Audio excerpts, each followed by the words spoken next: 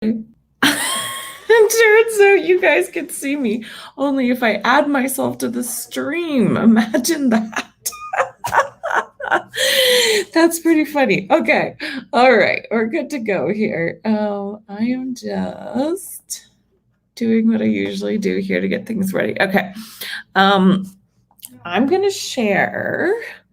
So, for anybody who's watching on Facebook, I can actually bring people on to StreamYard. So there's the link if anybody wants to join me.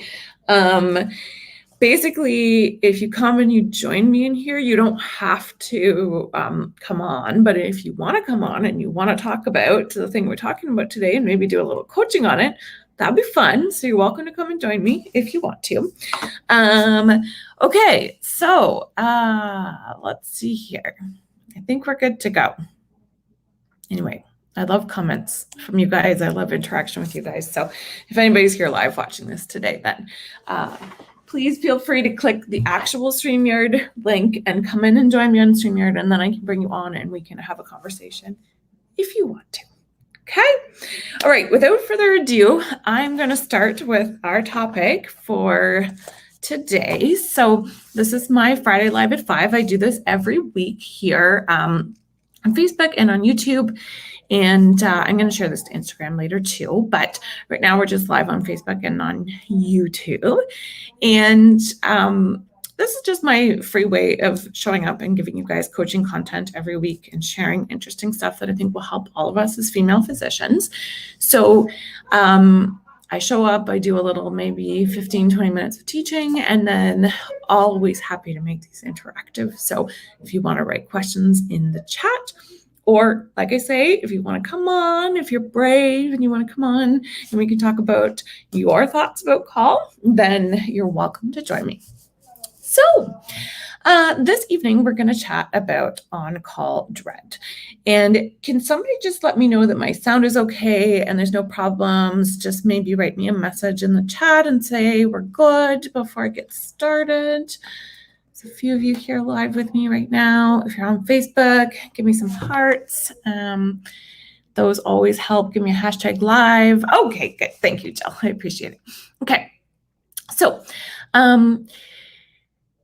have you ever felt on-call dread before when you start thinking about your upcoming call the day before, maybe the day of, you're imagining all the fires you're going to have to put out, you're deciding in advance that nothing's going to go well, and you just have this like anticipatory dread. Can you guys relate to that feeling? Or maybe you're like my client that I was chatting with earlier this week who's noticed that her self-care goes to the wayside around her call shifts. She thought it was causing her to feel tired, irritable, overwhelmed. Can anybody relate to this? Yes, Jill says 100%. We all definitely have some thoughts about call, right? I think this is pretty universal to all of us. So this is what we're going to chat about tonight. So here's what came out of this really great chat that I had with my client earlier this week that I wanted to share with you all. We can really get caught up in thinking certain things need to change for us to feel better. Maybe the day before, the day of our call, and often the day after. Oh, yes.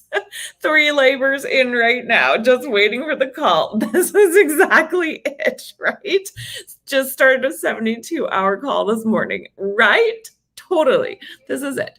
So we're thinking about stuff like, how much sleep are we going to get? When are we going to get to eat? What are we going to eat? Like if you're on home call, maybe it's like, am I going to get to exercise? Am I going to get home to see my family? How many patients am I going to have to see? Am I going to get called in? When's it, I used to do 24/7 obstetrical call, and I used to do 24/7 inpatient call. And I used to just always have this low level of like dread that the pager was going to go off at some point in time, right? You might be thinking, you're with your kids, like how are you going to juggle having your kids? Or if you're in the hospital, right, you're thinking about your kids being at home and you're missing them. You get the picture. You guys know what I'm talking about. Probably some of you are thinking right now that if some of these things changed, I would feel so much better. Am I right? Okay. I'm not going to argue with you that you might not feel excuse me, I'm not going to argue with you that you might not feel better if something changed. But what I'm going to tell you is that you wouldn't feel better because your circumstances changed. Okay? You would feel better because you started to think new thoughts in response to a circumstance changing. So let me just show you this, okay? Circumstances are the facts, the external things that are going on in the world around us. Circumstances trigger us to have thoughts about things, okay, where we interpret meaning to something, where we decide something is good or bad in our life, okay? And when that's happening, when we're having those kind of thoughts, okay, what happens is that we create our feelings about things, which then fuel our actions, which then create the results that we get in our life. So in the case of this dread we get about being on call, it comes from what we're thinking about the circumstances of our call. It doesn't actually come from the number of pages you get, the amount of sleep you get, what food you eat, whether or not you exercise, what the nurse gives you on report, what your patients do. It doesn't come from any of those things. It comes from what we think about those things. It comes from us thinking thoughts about those things that create that like sinking feeling of dread. Okay, let me just say it one more time for you. You wouldn't feel better because your circumstances changed. You would feel better because you started to think new thoughts in response to your circumstances changing. But here's the really awesome part about this. You can actually think new thoughts about things that create new emotional experiences for us without your circumstances changing. Okay? It just makes it a little bit easier to do it if our circumstances change. But that is not always true. So the reason why it's so important to remember that it's our thoughts that create our feelings is because sometimes our circumstances change and yet we don't feel any better. Okay, so let's talk about how this applies to this real life case study. So my client who I was talking to earlier this week, she's an OBGYN and she has 2 kids. She works in a small town, and as a result, she does call fairly frequently. She's been staying up late the night before call to try to get things done before her call shifts, which has resulted in her getting less sleep than she wants to get. But she also told me that some nights she stays up late even if she isn't doing things to prepare for on-call the next day. Okay, so on those nights, she's usually staying up late doing something that she wants to do. Like she's watching Netflix, she's taking a long bath, she's reading a book, she's spending some time hanging out with her husband, things that she would later regret doing when she was post-call and feeling exhausted. But there are a few other problems going on for her too.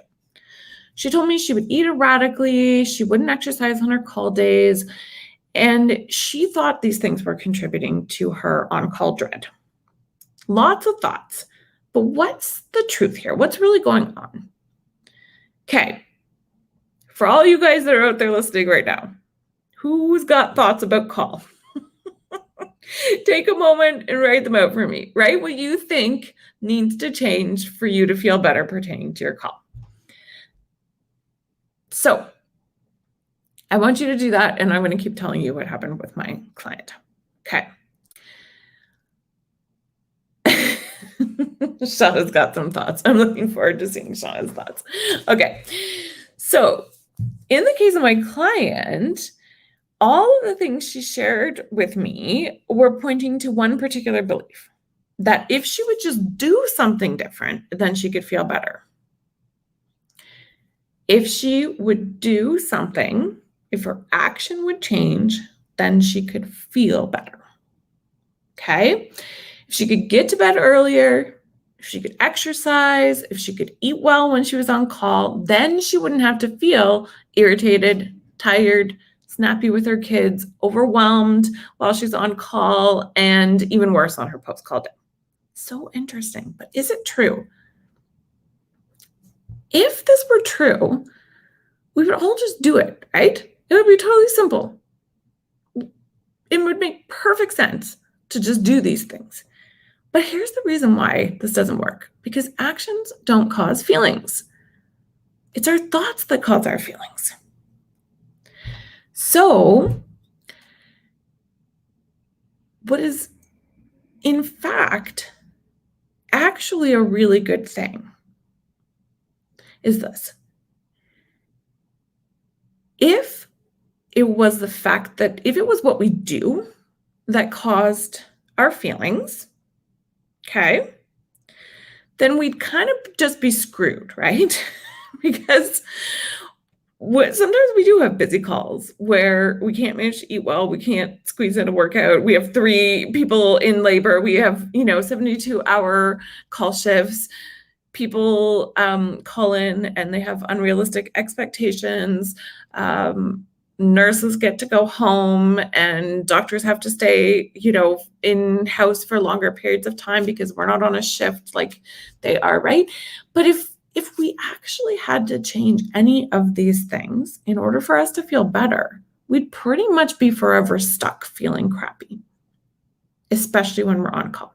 So thank goodness this isn't going to happen for my client anymore, and for any of you guys that are here listening to this, because you're here getting help learning coaching. Okay, so let's explore this a little bit further. Who has ever felt really good about exercising before? And who has ever felt the pain of forcing yourself onto the treadmill only to feel depleted after you tried to force yourself into doing something that you thought was going to be good for you? Anybody? Are you starting to see it now? It's the same action, exercising, but there's totally different feelings associated with the situation because actions don't cause feelings. What does cause our feelings is, for all those of you who coach with me and the way I've alluded to already, is the way we're thinking about things. Okay, so back to the case study. What did I do with my client, and what can you do if you want to start to end your on-call dread or any other feeling you have that you don't like about call? We had to figure out the thoughts that were creating the on-call dread for her and that were stopping her from loving the life that she's created for herself. So I asked my client 3 questions, and you can ask yourself these if you find yourself in this predicament right now. What do you think you'll feel if you did something different, or if you're thinking that like some external circumstance to you needs to change? So in her case, she was thinking that actions cause her feelings. If you're thinking your circumstances cause your feelings, tell me what you think you'll feel if something changed. That's the first question. The second one that I asked my client is, what's the real problem when she doesn't do what she thinks she needs to be doing? Okay. And if you're thinking that the problem is a circumstance that's external to you that you don't have any control over, tell me what's the real problem for you when that doesn't change. I'm going to share her answers in a moment. The third question I asked her is, why isn't she doing the things that she thinks need to change if she thinks life is going to be better if those things change? So what came out of our discussion? When I asked her that first question, what she thought she'd feel if something changed, she told me that she'd feel calm and that she'd feel efficient and that she'd be able to enjoy her life. She's thinking actions cause feelings. Then I asked her the problem with when she doesn't do these things. Her answer is this: I end up judging myself. I end up putting pressure on myself to enjoy things. I end up behaving in ways I don't like, and I expect myself to do more things than one can reasonably expect to be able to do on an on-call or a post-call day. Notice that she ends up thinking a whole bunch of thoughts that create negative emotions for her. Then I asked her why she wasn't doing these things that would supposedly make all of this better. And she said this: when she tries to tell herself she needs to do all these things so that she can feel better, the opposite actually happens. She ends up rebelling against herself and feeling even worse. She does the opposite of what she thinks she needs to be doing. So I don't know if you guys can see these thought errors, but I'm going to try to point them out for you a little bit, okay? So the first one is that she thinks that sleeping more the night before her call is going to result in a belief that she is more efficient. Actions, God's thoughts. Another error, okay? But actually, if she wants to create the result of being efficient while she's on call, she has to start with the belief that she can be efficient on her call days, no matter what the circumstances. Only then will she do things that actually make her efficient, like maybe if she has time sneaking in a workout when she has a lull, or doing some paperwork while she's waiting at labor and delivery, or, sneak home and have dinner with her family if she has some time. Okay. Or, maybe she'll listen to the recording of the coaching call from this week or something like that, right? But we have to be believing it's possible for us to be efficient, to create the emotions that cause us to take the actions that create the result of efficiency. Okay. The second thought error was that she was believing this thought that was really not serving her. The belief that she has to be able to do these things to enjoy her days more. Okay, so again, that actions cause feelings. I asked her to try on these two thoughts, and I want you guys to try this for yourself right now. So try thinking this thought: I want to be able to enjoy this. Then I want you to compare it to this second thought: this is so enjoyable. Do you guys notice a difference in yourselves when you try on those two thoughts? For me, what happens with the first thought is that it's like there's a pressure or like a graspingness, like I have to be able to enjoy something. The second one is allowing us, it's creating space to just actively seek to enjoy something in the moment. So this is a little hack that you can use anytime you want to create a feeling that you want in the moment, okay? It's to think it like as if it is, okay? So when you think, this is so enjoyable, it's like you're thinking as though what you want is really happening, okay? When you're telling yourself something like, I have to, or I should, or I want to be able to enjoy this, it creates this pressure as opposed to just opening up a door that things could just be enjoyable as they are. Okay. I don't know if that's landing with you guys. Let me know in the comments if you have questions about this, if you're stuck. Okay. Lastly, we discovered that the real reason why she isn't going to bed earlier when she actually wants to is because her brain currently desires watching Netflix, getting things done, spending time with her husband more than it does the result of sleep. Very likely because she's believing all these other things are going to happen because of sleep that aren't at all related. Okay. She has there's no positive reinforcement that any of the things that she thinks are going to happen if she sleeps more are really going to happen. But might some things change for her if she sleeps more? I think we can all say that yes, likely some things in her life would be better.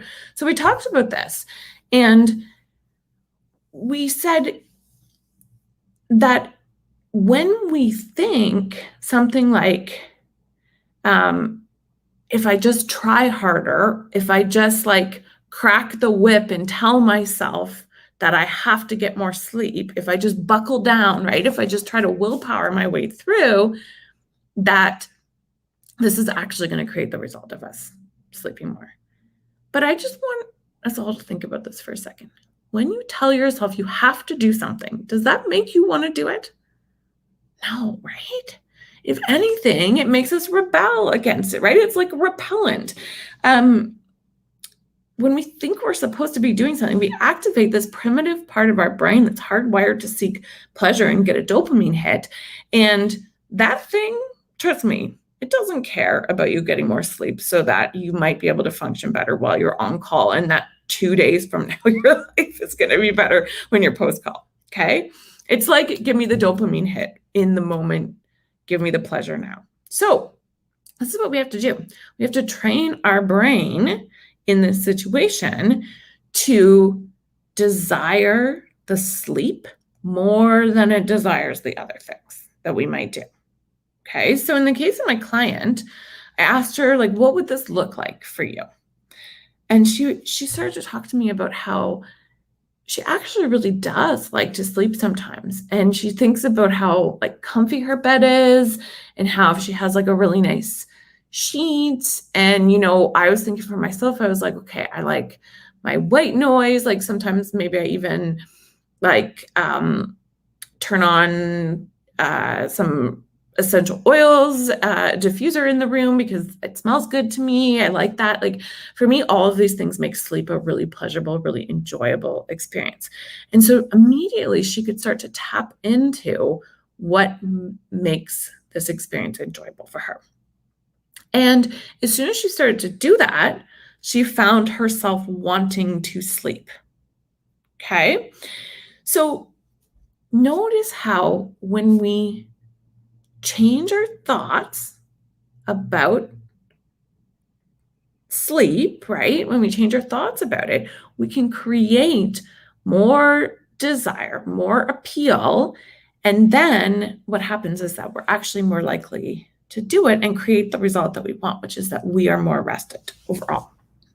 Okay, I'm going to go to the comments here. I'm done what I wanted to teach you guys about, but I'm going to go to the comments and take a look here.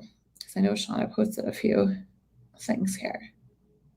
Okay. Oh, and Leslie did too. Okay. So Leslie's thoughts. This is going to be horrible. The ER is going to bother me all weekend, which is then going to make office next week bad. All deliveries are going to be in the middle of the night, are going to be hard. Okay. Lots of thoughts, right?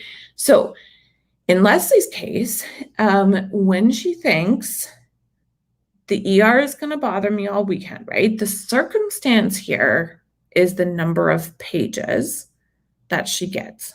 Okay, so we could say like the number of pages is 5, the number of pages is 10, the number of pages is 50. Okay, the number you get over the course of the weekend. But she has a thought about it that the ER is going to bother her. Immediately when we think something like they're going to bother me, creates a feeling for us, right? Creates a feeling of irritation or maybe like annoyance or something in that sort of, maybe anger, something in that realm, okay?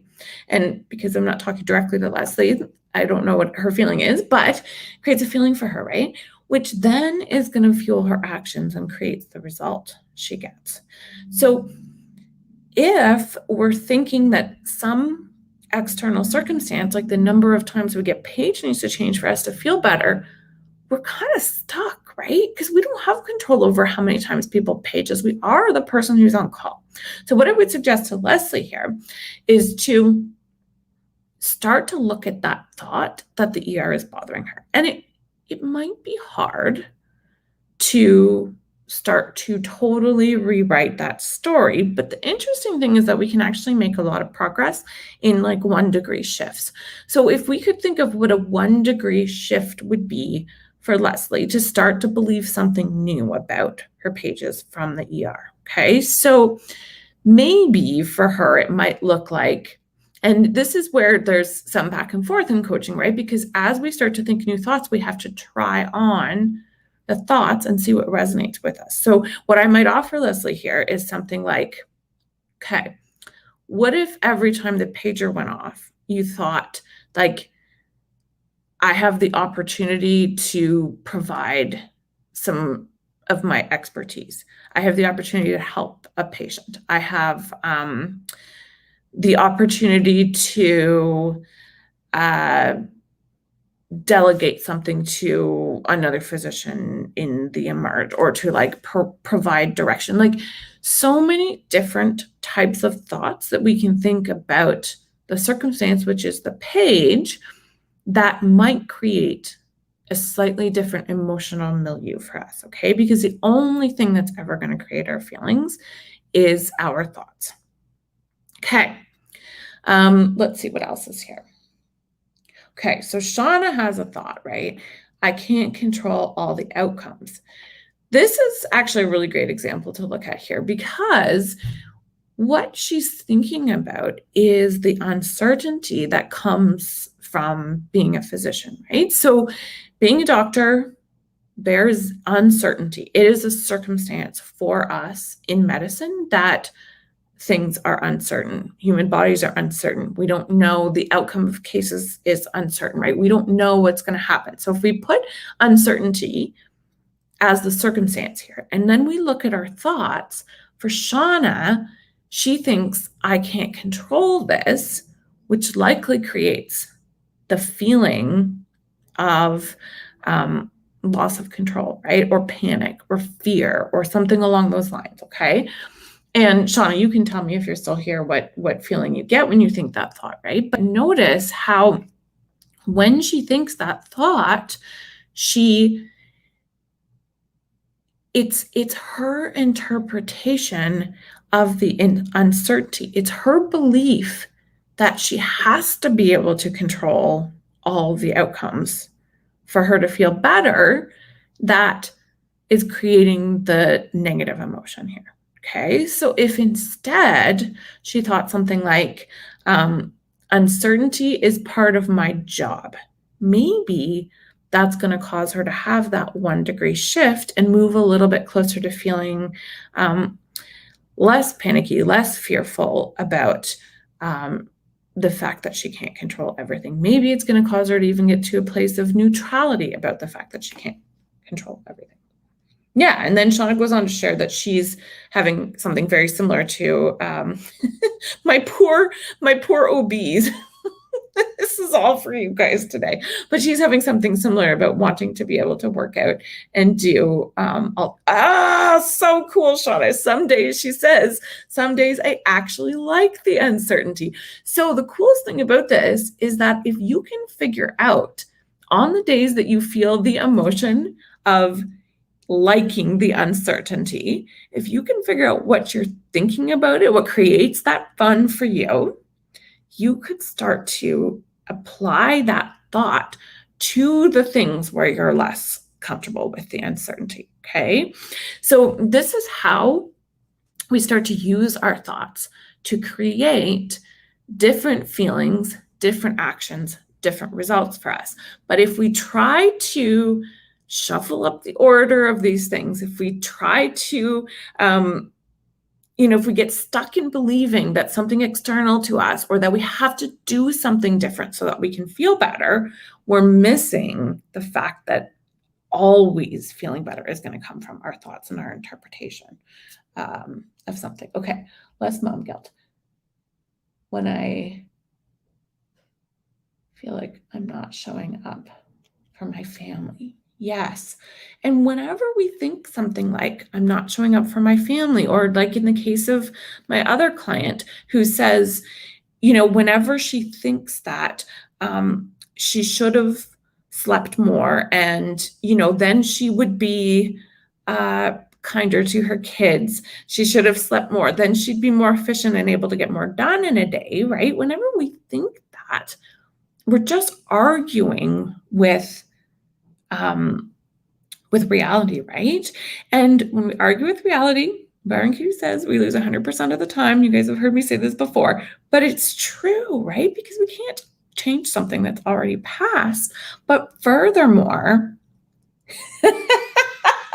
I totally love this thought. I got distracted by what Leslie wrote.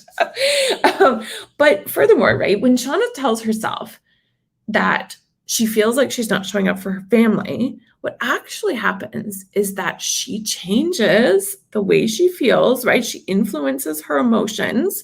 And then her action is to look for evidence to support all the ways that she's not showing up for her family. So our thoughts are really powerful in this, right? The way we look at the world through our thoughts influences this whole cascade of events. And so Leslie's throwing one out here, which is kind of fun, right?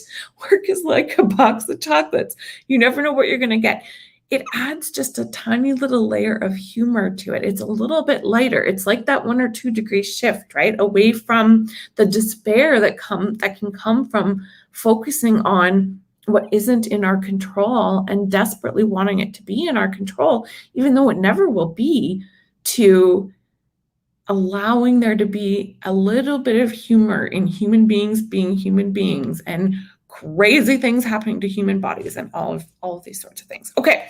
The only person who's actually in StreamYard with me is Courtney, and I don't see her camera on, so I'm guessing she does not want to come and join me, although I'm happy to chat about on-call dread with you. But if anybody wants to join us here, I did share the link at the very, very beginning. If anybody wants to come on and do some coaching with me, I'll try to make it like this always, so that if any of you guys want to come and join me on a Friday, we can. I just reshared it in case anybody wants to pop in.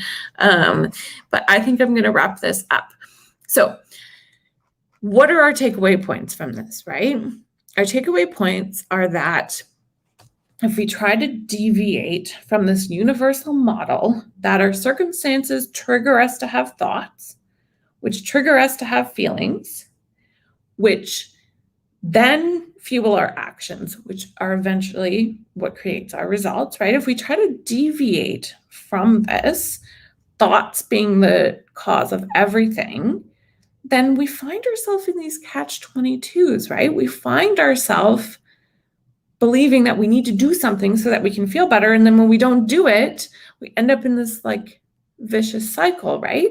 But if we no longer, hi Wendy, if we no longer believed that we had to do the things so that we could feel better, then we can find our way out, right? We can start to look at what we really need to do, which is allow ourselves to enjoy things in the moment, right? Which is to look for evidence of how we're being efficient. And when we're looking for evidence of how we're being efficient, then suddenly we find ourselves doing things like sneaking in a workout. I shouldn't use the word sneaking in. Just so you all know, I don't think you're sneaking in. I think you totally should be able to do a workout when you're on home call, when there's nothing going on, if that's what you want to do, okay? But we might do things like actually doing that, plugging in our, earbuds and listening to a podcast we want to listen to at the same time as we go for a walk while we're on call because we have a little bit of downtime. These things become possible for us when we take a look at what we're thinking, when we ask ourselves some of these questions, like I walked you through with my client, right? What do I think is going to be better if something external to me changes? What do I think is going to be better if I did something different? What's the problem with thinking this way, right? What's the problem with if I don't do these things? And then, why am I not doing these things? Or in the case of when we're fixated on something external to us that needs to change, right? We can ask ourselves, like, what's the downside of relying or believing that something external to us needs to change? What's the downside of that? Because if we know what the downside is, then we can decide if we want to keep focusing on this or if we want to pivot and focus on something else, okay? Because it's not about arguing with ourselves, but it is about what we choose to focus on. Because the problem with when we choose to focus on something that isn't serving us is just simply this, that our brain is not able to focus on more than one thing at once. So when we focus on something that isn't serving us, then we can't focus on the thing that is. Okay. That's all I have to share with you all for today. It was nice to see you. And Priya, I see you there. Did you want to chat with me about this? Because I got another one of my lovely OBGYN gals. Let me know if you want to come on real quick. Chat about on-call dread. I'm happy to bring you on, but no pressure. Okay, I don't see her camera, so I'm going to assume she just came to listen. And I'm going to end this broadcast. But thanks to everybody who attended today, and I will see you all soon. Ciao.